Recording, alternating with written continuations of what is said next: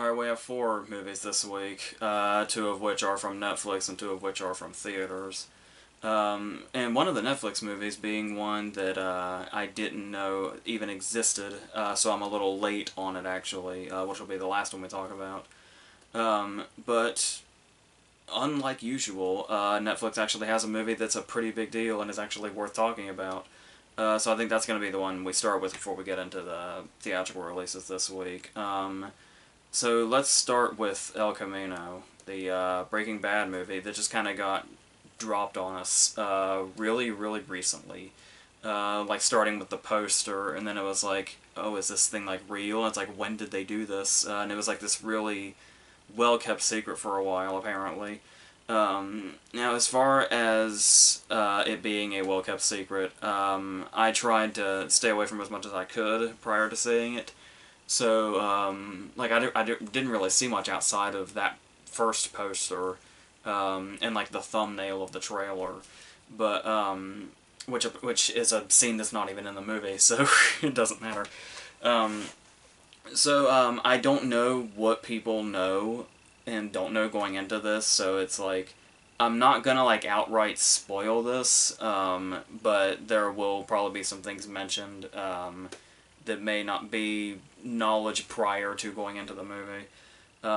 Also, since this is guaranteed to be a huge deal, most people may have already seen it by this point anyway. So basically I'll say I'll mention that certain people are in it when the time comes, so there is that. One of the things that kind of caught me by surprise was I remember hearing that there was a very high likelihood that Jonathan Banks was going to be in it somewhere with a Mike flashback. So that opening scene kind of really set the tone nicely, and then just as that tone set in, I was really surprised to see exactly what this movie is. Where in my head I had kind of assumed that maybe it was going to be like the actual time jump, like with the finale having been 6 years ago. If the movie was going to take place 6 years ago, and we were going to find Jesse kind of where he had been in that amount of time and how he's like coping with everything, but no, they went a much better route. Because when I was thinking that, I was like, I wonder how much they can do with this, and are they going to be able to make it particularly exciting, or just like a full-on, you know, character drama, or what? Like it's even going to have much of the crime angle anymore. And then I was really surprised to see that it literally picks up where Felina left off, where the last time we saw Jesse, he was driving off, and then the movie starts with that shot and just keeps going, and we just immediately go from there.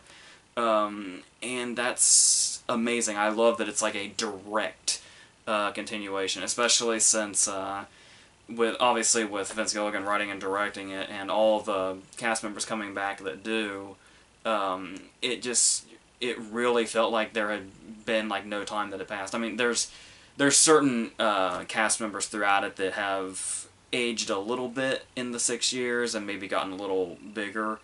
A few of them, but if you're not easily distracted, they fall so seamlessly back into the characters that you'll hardly notice and hardly care.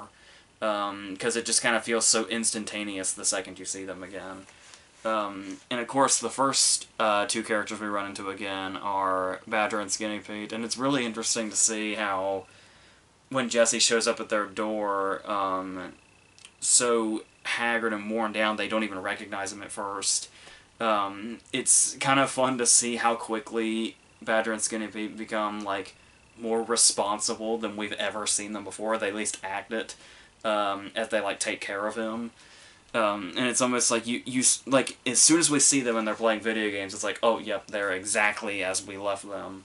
But then there's also some sort of, like, side to them we haven't really seen yet in the way that they care for Jesse and kind of show that side of themselves. So the fact that we kind of get that, both of that stuff, but also, like, in really close vicinity of each other, is really well done. And then, obviously, as far as it being, like, as far as, like, flashbacks, like we have the Mike scene, and Todd is a much bigger player in this than I think anybody would have realized. And that might seem a bit, like, there's only so much you can do with that because you're working with in a show that was really built on just how suspenseful it was and how you really had no idea where it was going to go next. To be dealing with so many characters whose fates we already know. But then again, you go back to, well, I guess currently still, Better Call Saul, and you'll realize that, because at the time, I remember, like, I only just recently started getting caught up with Better Call Saul. I'm actually about to start Season 4. Because I wasn't quite sure how I felt going into that idea with that mindset, despite all the amazing things I'd heard, but it's like, yeah, this just goes to show, Better Call Saul especially goes to show that you can still do amazing things with these characters and this writing, even if you know where the characters end up. And the flashback scenes in this are really no different from that. And it's almost like not only that, but we kind of get to expand on it just a little bit more also. Like Todd in particular, which the part that Jesse Plemons was born to play. I don't know if that's a compliment. It's certainly a compliment to his performance. As a person, I'm not so sure, but obviously Todd had like just these little, like he's clearly one of the most threatening antagonists in the entire show, which really says something. And that continues in this also when we get flashbacks of him. But what I really loved about him was that he was like, they weren't like really over the top about it. Like he was so sort of downplayed in how evil he was, and it was just like these little creepy touches. I mean, there was like him killing Drew Sharp and Andrea and stuff like that, but still there was also like the having Lydia the tattoo lady from Groucho Marx has his ringtone because of his fixation on Lydia, was just one of those little things where it's like it's a small thing that just really creeps inside you, and there's a number of those throughout this. The first big one being the way he like adjusts Jesse's hair with like his own spit and everything, and it's like just that makes him just creepy enough without overdoing it. But it's also incredibly bothersome, but in a really good way also. And the fact that we actually see, when we see like his apartment, and we see how weirdly, when you think about him as a character, it seems weirdly normal, but then when you know him as a character, it still feels like, then it makes it even more, like the more normal it looks, the more off it is. Until what's further revealed in that scene and what's in his apartment really goes in a very sort of Todd direction that really doesn't... It takes us by surprise at first, but then once it settles in, yeah, we're not surprised at all.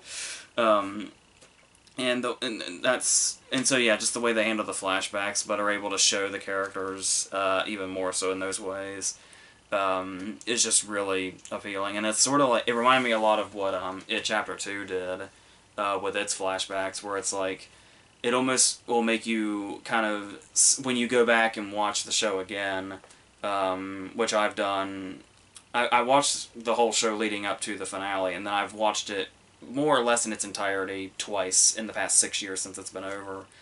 And now I'm curious to go back to, I guess more so the fifth season, both parts of it, and seeing some of the stuff we see in this, and knowing how it factors in, previously being unseen within the events of the show, and how that affects what has already existed in the show.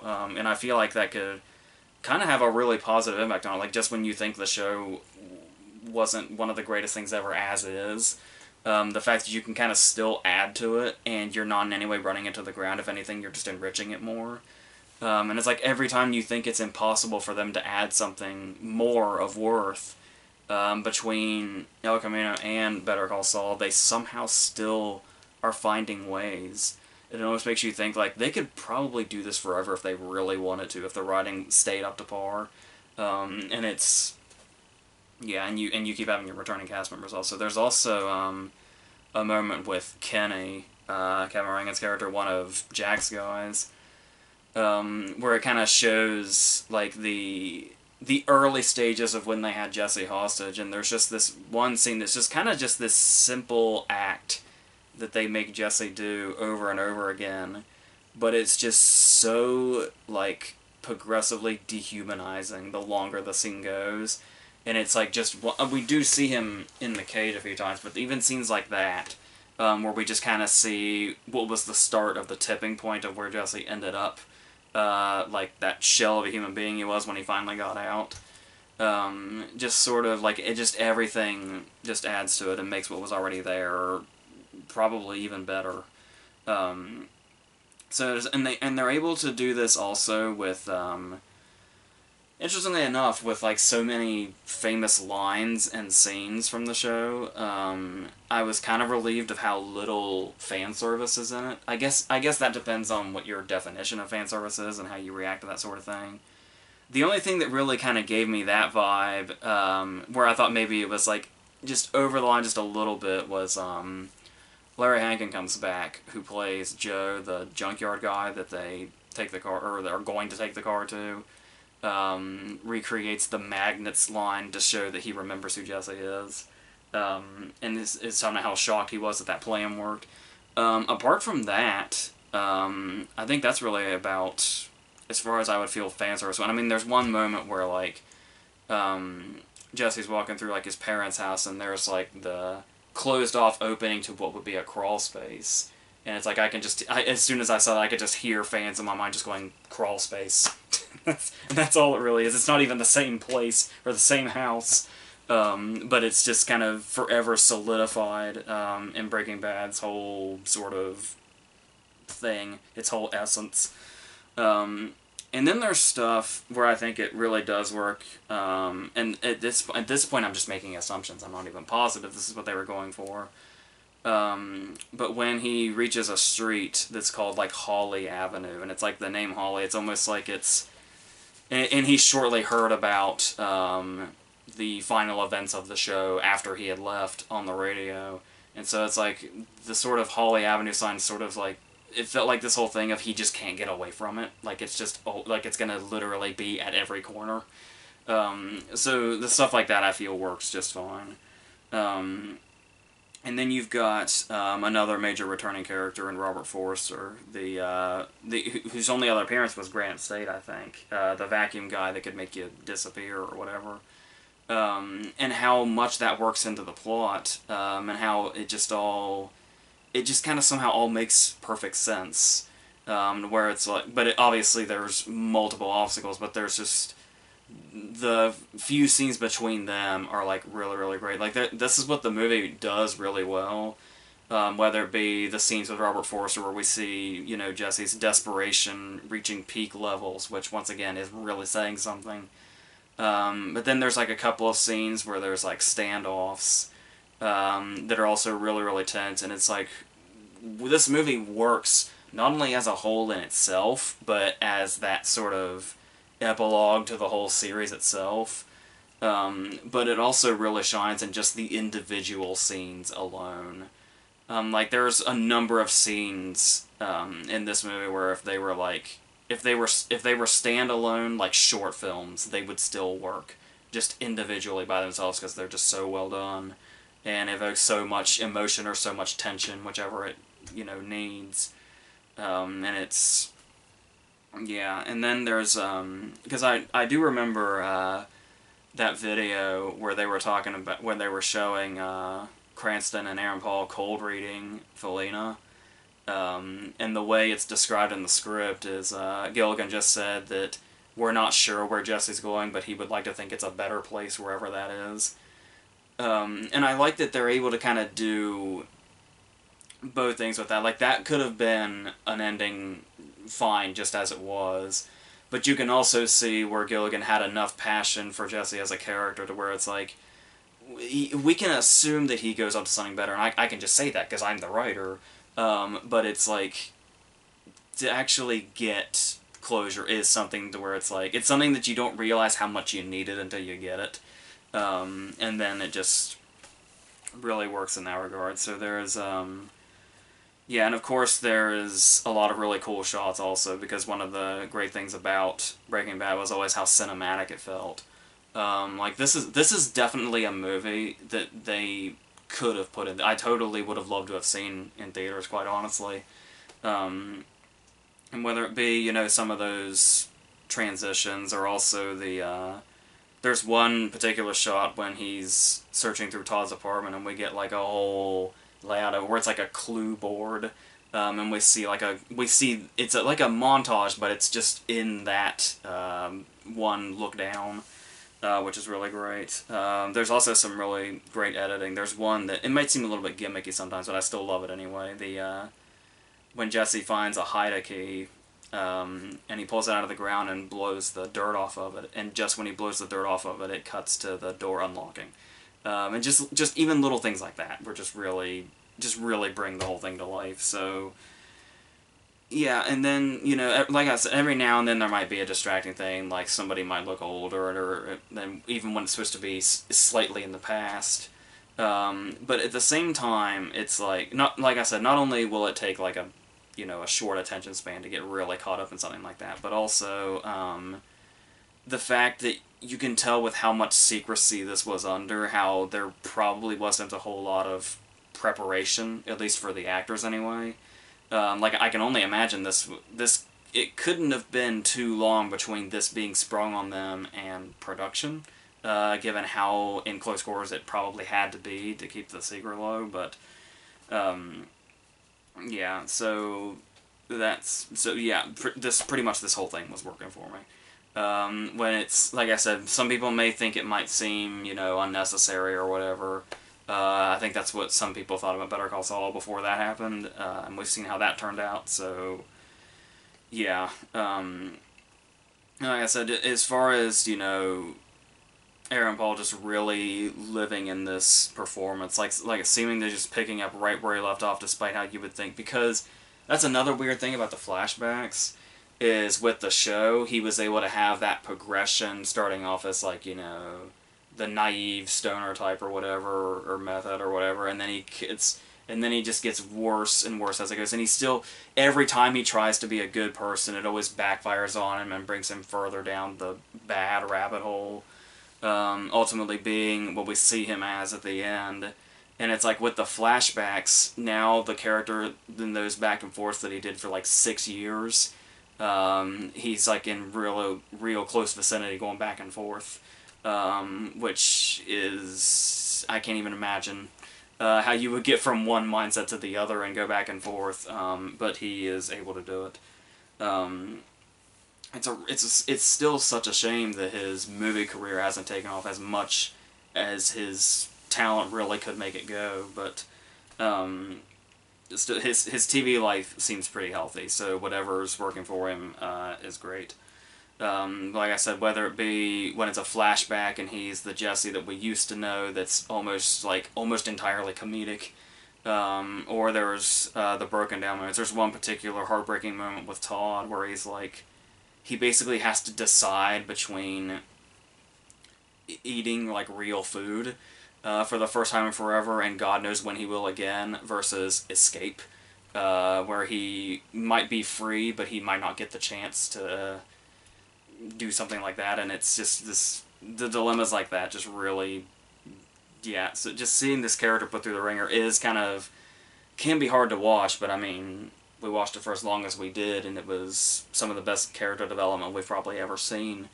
Movies, TV, any sort. And so, yeah, and then it eventually gets to the whole, there's one particular scene we're probably all waiting for that comes towards the end. And I like that it comes, and they don't really make a big deal out of it. At least it didn't feel like they did. It felt like they was just kind of like, it was a moment that was there just enough to give us what we needed, without a whole lot of fanfare, and just show us and kind of take us back to a time, almost kind of make us nostalgic for certain parts of the show, before it really kind of got into the whole... Because when you watch the show, you see that sort of progression of when it was almost... I said, it always had a comedic vibe with how just inept they were trying to get into the business, and how they were... They had the brains to an extent, but there was still a whole lot of... They didn't quite know what they were doing. And then that faded away more and more the darker the show got and the paths that they had to go down. And it's... So yeah, to kind of get tastes of both of those, also, within just the very small area of this 2 hours. This was probably about as good as it possibly could have been, and I really love the directions they went and the decisions they made. So, yeah, so if, like, you're wondering if it's, like, a totally necessary thing, I would have said either before going into it, but after having seen it, yeah, I think we needed this. We needed just that a little bit more. And the fact that it's just as, like, it doesn't even skip a beat as far as going straight from the show to this. It's just, yeah, it's everything that it needed to be. So, there's that. So let's go into the theatrical releases. We're going to start with Gemini Man. Will Smith's new movie by Ang Lee, with a very intriguing concept, but we'll talk about that with the other Netflix movie too, about how concepts are all well and good, it's just a matter of how you handle them. And as far as Ang Lee being this sort of experimental filmmaker, because we've talked a lot about how just completely and totally diverse his filmography is. Like, every new movie he does is, like, totally different from everything he's ever done prior. And which has made his career really interesting, but he's had some bumps, but he's also had some really amazing peaks. And lately it's been a bit bumpy, but I still kind of like the way that he's, like, experimenting with the new technology and stuff like that, with, like, the high frame rate or whatever it is. Which he tried a few years ago with Billy Lynn, and I had heard, I didn't see it that way, and I didn't see Gemini Man that way either. I had the opportunity, but it didn't quite line up time-wise with the Addams Family, and it would have been a pain in the ass, so I just saw it as is. But I do remember when Peter Jackson was trying that with The Hobbit, and a lot of people said it was just really disorienting and nauseating and didn't look that great. And then kind of the same thing was said about Billy Lynn. I had heard that he's kind of found something with it here, but still, it's the whole thing of how stylized and good-looking can you make a movie before it becomes clear that you may have had so much focus on that the story and, you know, dialogue and stuff like that maybe be bringing it down a little more than, like, it's, because if there's something that's big enough and the movie is well made enough, sometimes that stuff will just completely vanish and not matter at all. But in movies like this, where they are going to try and find a real human element to bring into the sort of sci-fi action thing, I do think you need to find a balance that I don't think this movie finds, unfortunately. And I was really rooting for this movie, too. But, yeah. But the concept itself is very intriguing, where Will Smith is the aging assassin who's still, like, one of the best ever, and one of the opening scenes is him shooting a guy that's on a moving train, like a very speeding train, but he's upset with himself because he hit the guy in the neck instead of the head where he was really aiming, but I mean, still, it's like this impossible accomplishment. And he's obviously got, you know, his inner demons. He has a very foreshadowy line saying, like, you know, I've been avoiding mirrors a lot lately. Talking about how late he is in his career and how he feels about his path. But eventually, yes, he is being chased by a clone of himself that Clive Owen has sent out.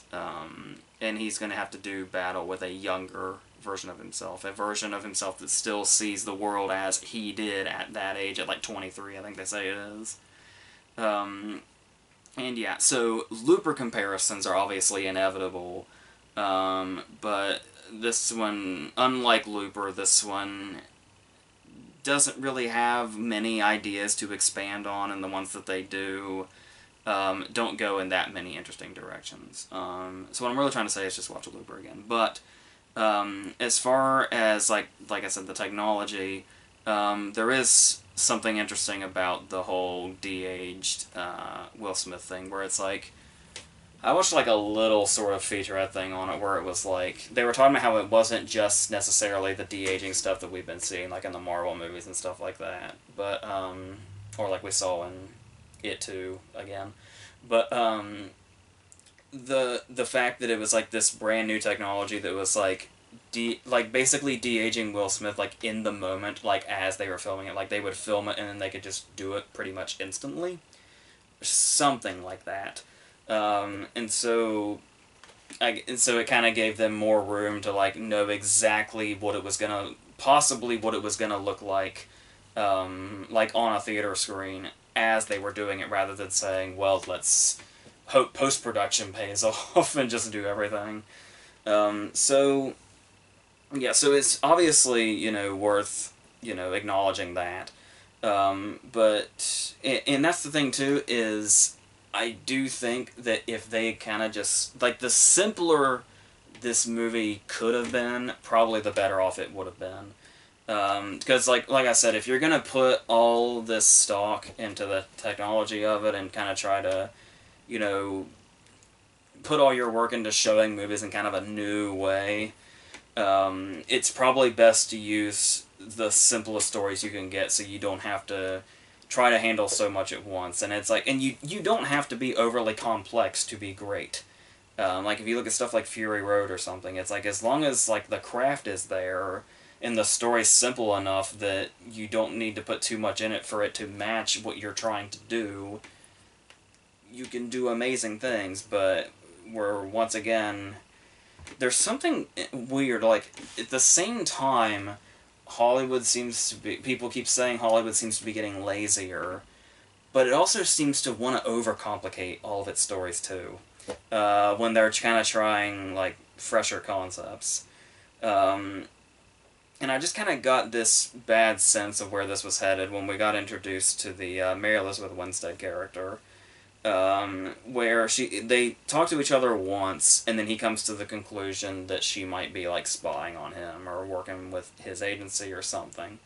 So the scene kind of starts off with him just saying, "Hey, I know who you are," and he, like, interrogates her, and then this just kind of clumsily devolves into him asking her out, which eventually has a purpose, but still, it's like, it's just kind of a really clumsy scene going from one thing to the other.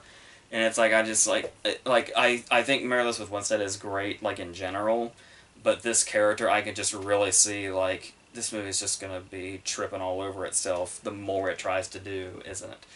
Because you've also got, the scenes with Clive Owen talking about, his secret projects, and the whole thing of why he wants to kill old Will Smith and bring in the new one, and there's a lot more going on here than there needs to be, definitely.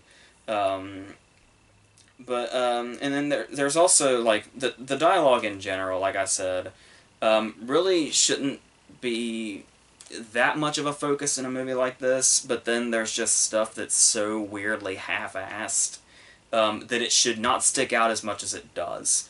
Like, if it was just normal shitty dialogue, you could probably just dismiss it. But it's almost weird in the way that it's half-assed. Like, there's one point in time when Will Smith calls one of the dudes that works for him, the dude that may or may not have gotten him into this mess, and when he gets a hold of the dude is at his son's school, and his son is this dude that's apparently in high school. He dresses like he's, like, 13, he's got a sideways hat and all that, but he looks like he's 20. And while they're asking this kid why he's in the principal's office for whatever reason with his dad, he's doing something in science class, and he says, "Well, it'd be different if science wasn't so wicked boring." It's just this really weird thing that doesn't need to be there, and it stands out even more because of the weird phrasing. Like, this guy that dresses like he's 13, looks like he's 20, is apparently in high school, and describes things as so wicked boring. I don't know. Stuff like that should not stick out in this movie, but it does.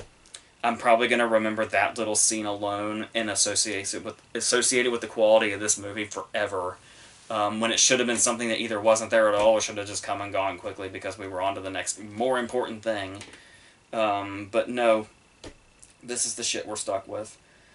And it also goes on to, like, there's one particular scene where Winstead's character is, like, talking on and on and on and on to this mysterious masked person. Or no, the mysterious masked person is later. This is Will Smith in a gas mask. Young Will Smith in a gas mask. The overcomplication, you see. And she's going on and on and on in this scene, and you're like, it has a purpose eventually, so it should be a moot point. But it's like, it just feels so, like, the scripted, like I said, just everything is everything in this movie regarding dialogue is a symptom of they probably should have had enough to focus to where they could focus on both things all at once and make one full thing instead of saying, well, we've got some pretty, inventive effects, and it feels like we're trying to take, movies themselves in a new direction. But you also got this bullshit, and it's the whole scale thing. And the scale thing really shouldn't be here. You should kind of have them all in one place, kind of working together, and each part kind of turning the next one and all that. But, no, not really. So, as far as the stuff that does work, there is a big, centerpiece action scene involving a motorbike chase, which is nice. And there's a lot of like the visible cutting in it is like really limited. So we really get a good look at it as it goes on, and it feels really nice and really fluid. It's really exciting and really big and all that. But it almost reminded me of like one of the chase scenes in T2 or something, like with the truck and the bike and all that. But and even when it gets to a point where like the CGI kind of really starts to show, like you can really tell where it is, and like physics really takes a backseat. It's like the whole physics thing is not really something I think about that much because it's like, it's a sci-fi action movie and it's fiction. It's not a fucking science experiment. So Will Smith can like practically levitate off the ground if we're under the impression his hands can do that. Just in time to avoid the deadly tire of his enemy's bike. If you haven't seen the movie, this may sound really jumbled and confusing. That's probably just the movie. That's really what it is. Where like it's just trying. It could have been such a simple plot and been so effective and had some really great action in it, but it's just trying to do way too much. And so like if this was just like, because I mean when you see the young Will Smith and we kind of see what's going on with him, where it's like. He's got this sort of combating thing going on, by the way, Clive Owen brought him up. Where, like, he started off as, like, he started as a child and grew up under the impression that Clive Owen was basically his father. And so you've got both those sides of his personality where it's like, he's like, I was raised to respect my elders, and it's like, Mary Elizabeth Winstead, I need you to strip to make sure you're not wearing a wire, but while you strip, I'm going to turn away because I respect you. But then, like, 30 seconds later, he calls the older Will Smith, and he's like, hey, this woman I was saying, like, oh, I respect you, and I'm going to turn away when you strip. I'm going to shoot her twice in the head in the next 12 minutes if you don't do what I need you to do. And it's like, so there is a combating thing there that could be really interesting, but they never really go into it, with the exception of, like, that one scene, which they barely even address it. And then it's like, if this had just been, like... If the whole kind of thing had been an almost non-stop action movie of just them going one-on-one, you could have had something, like, really revolutionary here. Where it's like a whole movie of young Will Smith fighting old Will Smith. And not just getting, like, 2 scenes of it. And being able to do the action scenes as well as you did, like I said, with that limited cutting and all that. This could have really been something. Why the hell is all this other shit here? It just doesn't, like, okay, set up why Clive Owen cloned him, I guess, and then why he sent him after him. That's all you need. We don't need all the extra characters. We don't need the, funny sidekicks or anything like that. Just have the 2 of them going after each other and make that the fucking movie. That's all it needs. You could have made it half an hour shorter. This could have been like a swift 90-minute movie. And the shorter it is, the less you have to worry about the effects. It gives you more time to focus on them and really perfect them. But no, you wanted to make a 2-hour movie with all this extra shit for some reason. So, and I appreciate, the attempts at, like, the human drama aspect and some of the stuff it's trying to say with it. But, But yeah, it just all kind of does itself in to the point that it even kind of overshadows like some of the better action scenes, and you kind of just walk away from it taking away the negatives more than anything else because they ended up standing out more than the good stuff. So that's So yeah, that is highly disappointing. And I saw like it had, you know, not very good reviews at all. It had like a 30 something on Rotten Tomatoes. And I was really ready to come out and be like this movie's cheerleader. Kind of like how I was one of the few people that defended Billy Lynn when it came out. Like I am so pro Ang Lee. There's like I even defended his Hulk movie a little bit. Um, but there's ideas here, and I like what he's doing with the new stuff. But it's yeah, it all just kind of turns on itself. So that's unfortunate. So let's go on to the Addams Family, the movie where there was a lot of conflicting opinions going around when the idea first came out because it's like, hey, you know, they're doing another Addams Family, and it's like, and you know, like the one I remember one of the first things I heard was Oscar Isaac was Gomez, and it's like, oh yeah, that was kind of like as soon as we all learned who Oscar Isaac was, that was just bound to happen. He even had the mustache ready in Sucker Punch. And then we learned it was going to be animated, and it was like, oh, well, I guess we'll see, because that can usually go either way. Either it's going to be this disaster that might as well have been straight to DVD, or it's going to be something closer to like Hotel Transylvania, or something like that. Something a bit more worthwhile. But yeah, it's pretty much an Hotel Transylvania vein. Like, it's a lot more clever and dark than it may seem at the start when you just think of, oh, it's another, you know, animated movie to kind of cash in on, you know, younger kids learning about this property they may have only vaguely seen in Barry Sonnenfeld's movies. But, yeah, but at the very start of it, opening with this whole montage of Morticia getting ready, and she uses the ashes in urns of her mom and dad as her like eyeshadow and rouge. It's like, all right, that's a dark enough start to see where else this goes. And yeah, the movie is kind of able to keep up that sort of twisted sense of humor, because I did kind of think, because obviously the Addams Family just immediately, like, that's the whole point, is the twisted and dark sense of humor of it. But I kind of still had this feeling, like, how much were they going to try to, like, water that down a little bit? But they really don't. There's quite a few things that they do for this being an animated movie for pretty much children. I guess families sounds a little less condescending, but yeah, so we kind of get a little bit of their origin in this pre-title sequence where Gomez and Morticia are getting married, but then they're chased down by a mob who see them as like zombie freaks and all that. And then as they're driving away, an inmate from an abandoned asylum rolls down the hill and they accidentally hit it with their car, to which their response is, oh yes, we've hit something, this is amazing. And it's Lurch, who has come from this asylum, the asylum which will eventually become their home. So it's like, it's just this, like, the whole, like, they could have copped out and made the whole thing, like, an origin story, which would have been kind of lame and played out. But I don't mind them doing it, like, as a nice sort of 5-minute sort of prologue before everything starts. And then it pretty much goes into what you probably would expect from an animated Addams Family movie once the tone has been set by this first 5 minutes or so. But there are some really nice details in the animation, like the way that we never really see Morticia walking with the way that her dress is. Every time we see her moving in a full body shot, it's like she's gliding across the floor. And then there's the braids in Wednesday's hair are like nooses.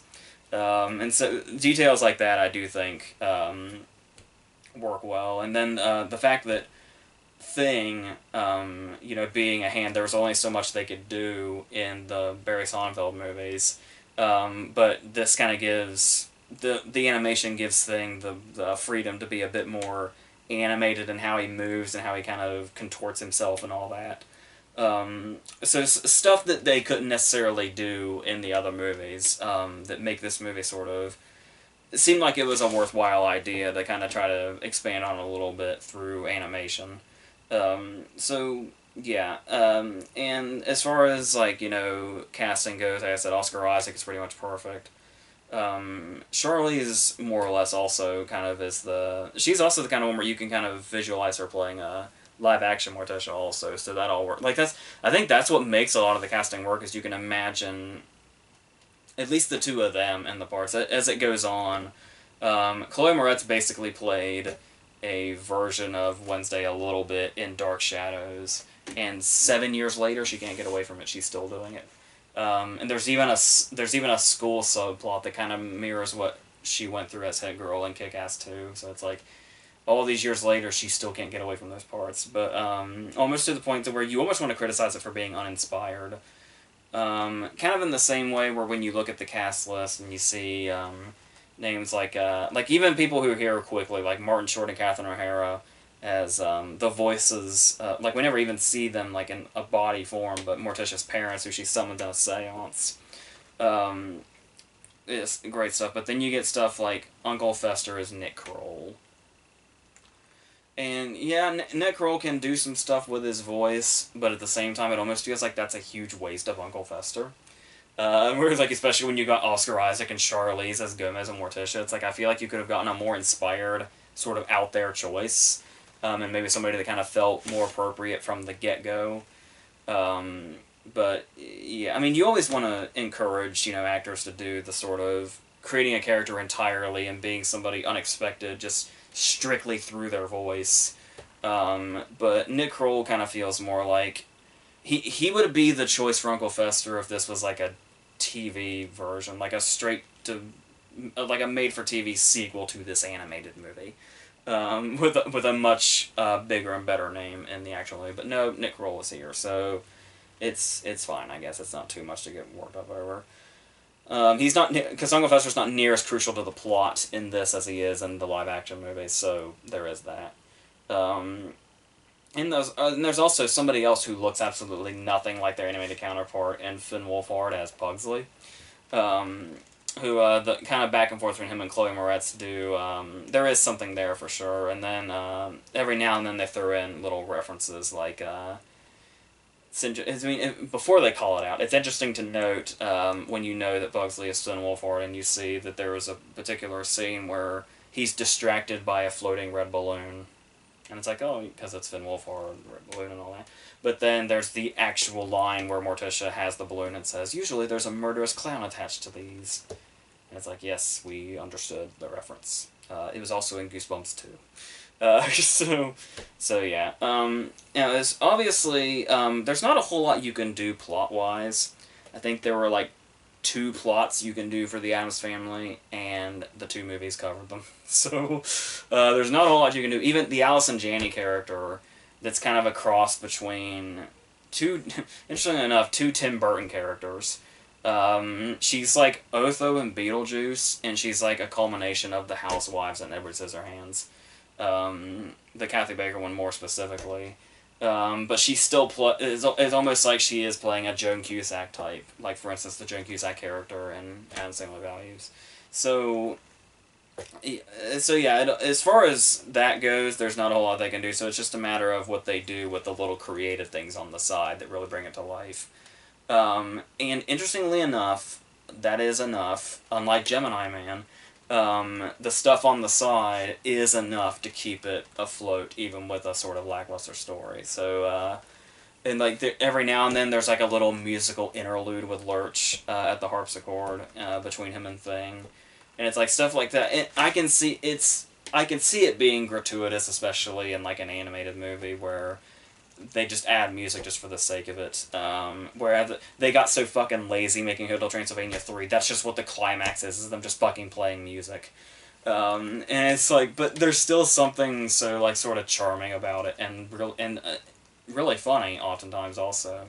And being funny does carry this movie a lot also. Where it's like, as long as you've got just enough creativity and like, the morbid ideas, and the animation, as well as it being funny, that's enough, to get it to where it needs to go. So, yeah, and then there's the whole thing where one of the subplots is Wednesday goes to school. Like I was talking about, it's sort of like what Chloe Moretz already went through in Kick-Ass 2, but it's also like, it does still feel like a retread of the camp in the second live-action movie, so, like I said, for the most part it feels like, it's running out of ideas in regards to where we can take this. which is probably why the movie is so very, very short. Like, to the point that the ending to this feels so incredibly rushed. Like, I kind of couldn't believe, like, just as it feels like we're getting to where, like, oh, so we're getting to this part, and then we're gonna have to have this happen, and then we're gonna have this happen, and then it'll probably be, like, maybe a little funny epilogue or something, and then it'll end. And it all happens in, like, 3 to 5 minutes.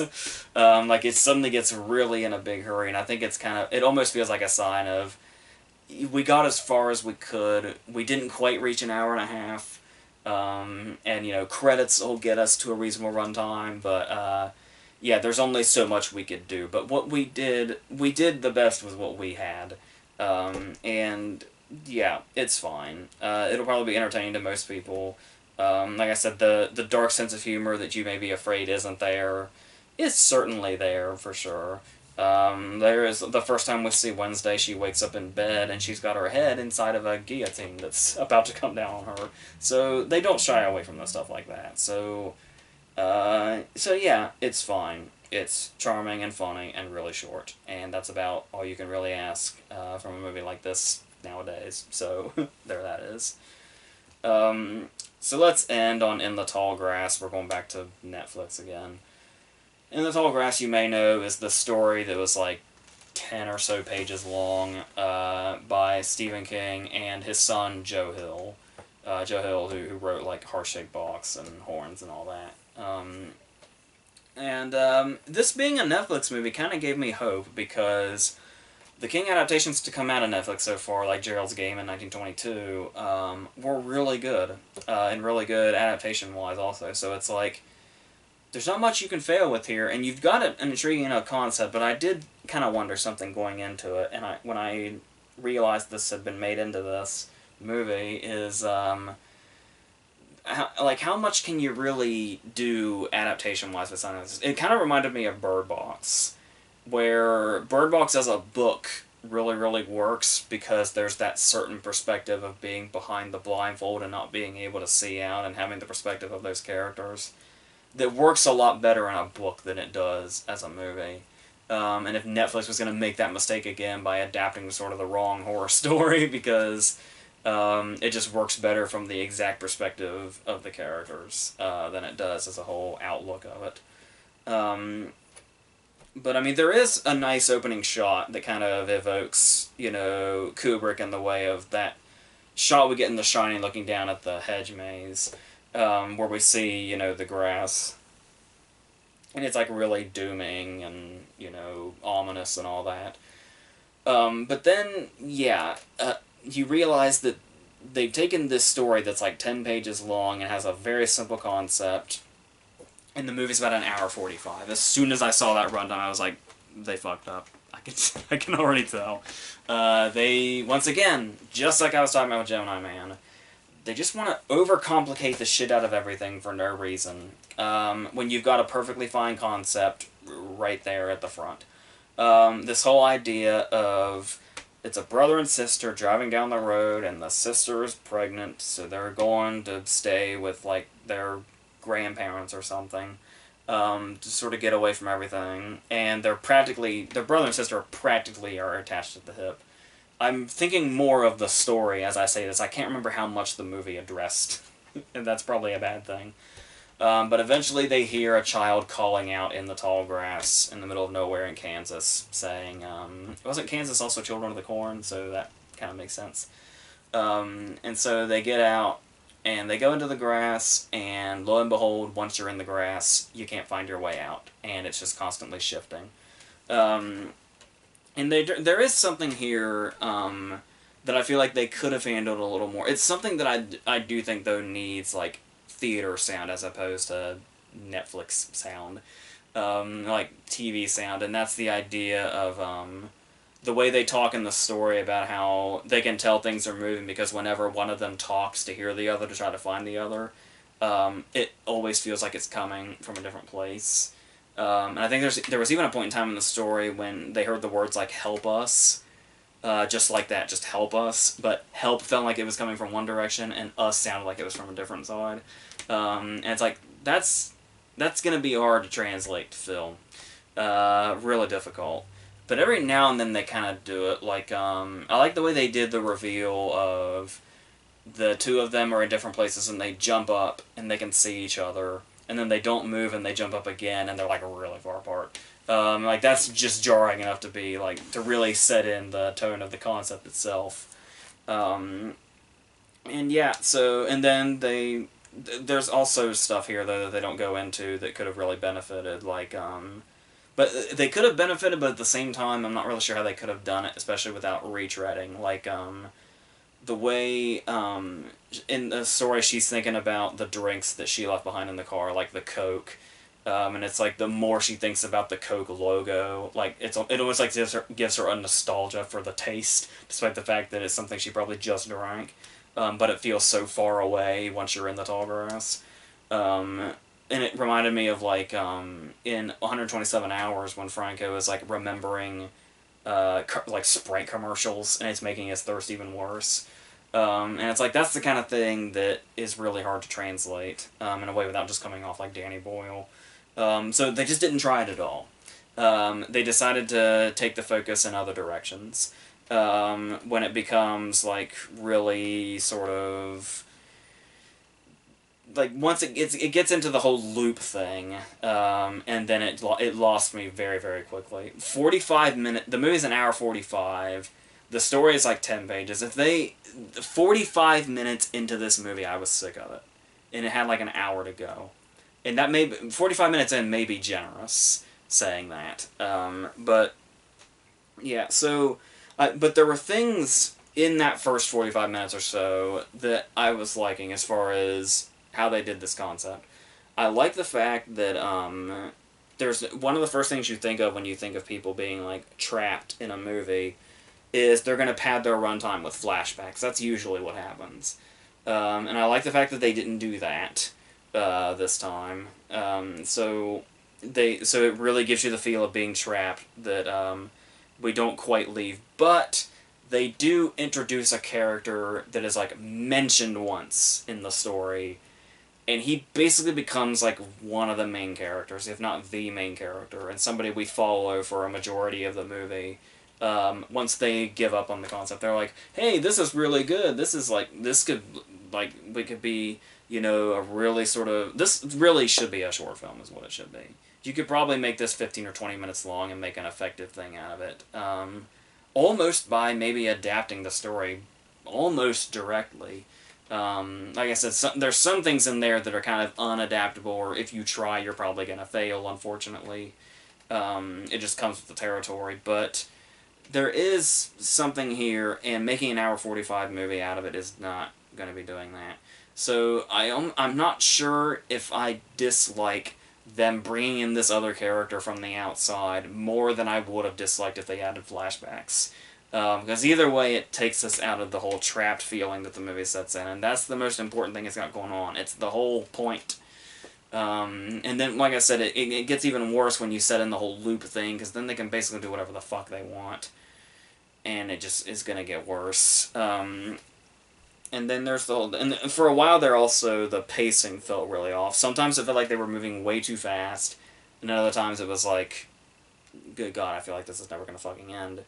And after a while it gets to many scenes of characters arguing that we don't give a shit about. The only good thing that kind of comes out of this is Patrick Wilson gets some decent things to play with, because we know that he has a talent that he doesn't get to show off enormously too much, because sometimes his roles can be a bit limiting, but here he kind of gets a lot to do, but the material's not really doing him any favors. And it's like, you can tell he wants so desperately to just go all out with a part like this, but the material's just shit. And it's... Yeah, and then that's... Like, every now and then, there's like a decent shot. Like there's the whole... There's like this shot of where it looks like the field is like revolving, and then it like pans out, and we're seeing like it's a reflection in like a dewdrop that's going down one blade of grass.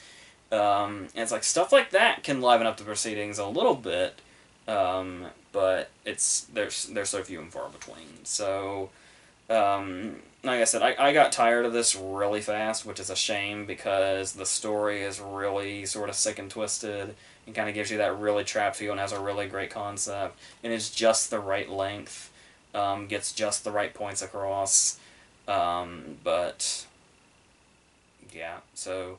And, like, the point that's made at the very end of the story is, like, practically the starting point of this movie. And like I said, once it gets to the point where they can do their own thing, in some case, if you got a great creative mind enough, that could really be exciting.